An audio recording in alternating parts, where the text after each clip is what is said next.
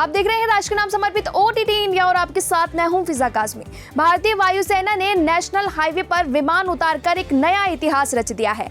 केंद्रीय रक्षा मंत्री राजनाथ सिंह, केंद्रीय सड़क और परिवहन मंत्री नितिन गडकरी और वायुसेना प्रमुख RKS भदौरिया इस दौरान विमान में सवार रहे।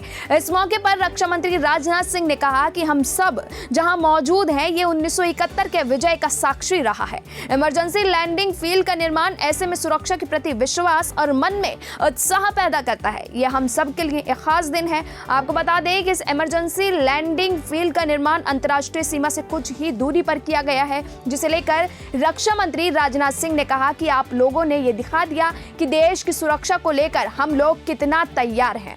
रक्षा मंत्री ने कहा कि मुझे जानकारी मिली कि कोविड-19 जैसी महामारी के बीच भी काफी तेजी से काम किया गया। 3 किलोमीटर लंबी पट्टी सिर्फ 19 महीने में बनकर तैयार की गई है।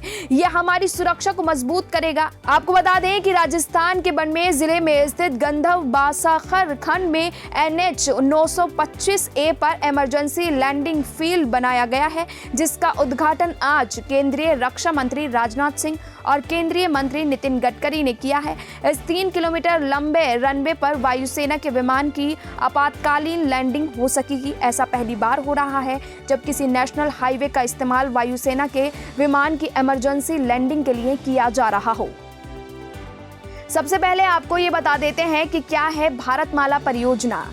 ये दरअसल नेशनल हाईवे के विकास की एक परियोजना है, जिसके तहत अधूरे परियोजनाओं को पूरा करने का लक्ष्य रखा गया है, जिसमें सड़क, नेशनल कॉरिडोर्स और बंदरगाहों को विकसित करना भी इस परियोजना में शामिल है।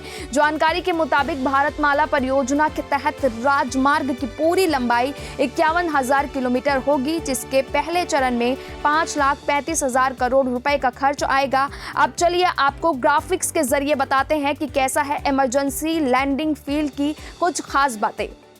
पहला है, भारतीय वायुसेना होगी और ताकतवर। केंद्र सरकार ने 56C 295 MW विमान खरीदने की इसमें मंजूरी दे दी है। इसी के तहत इसकी कुल लंबाई 196.97 किलोमीटर है और इसकी लागत 765.52 करोड़ रुपए रखी गई है। इसे भारतमाला परियोजना के तहत बनाया गया है। इस परियोजना से बाड़मेर और जालौर जिले की सीमावर्ती गांव के बीच संपर्क में काफी ज्यादा सुधार देखने को मिलेगा। इस इमरजेंसी लैंडिंग स्ट्रिप के अलावा वायुसेना की जरूरतों को ध्यान में रखा गया है। इसके साथ ही 3 हेलीपैड भी बनाए गए हैं।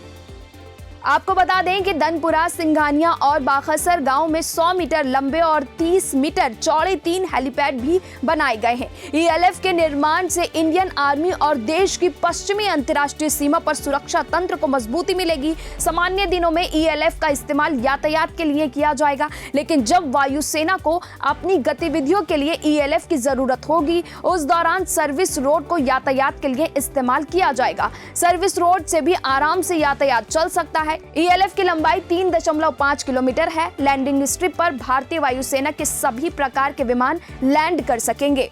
राजस्थान के बाड़मेर जिले में जब वायुसेना का विमान नेशनल हाईवे पर उतारा तो वो तस्वीरें देखने लायक थीं। देश के इतिहास में पहली बार वायुसेना के विमान के इमरजेंसी लैंडिंग के लिए नेशनल हाईवे का इस्तेमाल किया गया है। विमान में रक्षा मंत्री राजनाथ सिंह और केंद्रीय सड़क एवं परिवहन मंत्री नितिन गडकरी भी सवार रहे। विमान से उतरने के बाद जहां रक्षा मंत्री ने कहा कि हम सब के लिए खास दिन है, तो वहीं नितिन गडकरी ने कहा कि ये रनवे देश की सुरक्षा को और मजबूत करेगा। हालांकि इस मौके पर केंद्रीय मंत्री नितिन गडकरी ने यह भी बताया कि किन देश के किन राज्यों में और कहां-कहां इस तरह की इमरजेंसी लैंडिंग की सुविधा विकसित की जाएगी। नितिन गडकरी ने बताया कि ये सुविधा भारत के और राज्यों जैसे पंजाब, हरियाणा और राजस्थान के कई और राज्यों में भी की जाएगी। फिलहाल अभी के लिए हमें दीजिए इजाजत। अभी के लिए इतना ही, लेकिन देश और दुनिया की तमाम बाकी खबरों के लिए आप जुड़े रहिए OTT इंडिया के साथ, रग रग में हिंदुस्तान।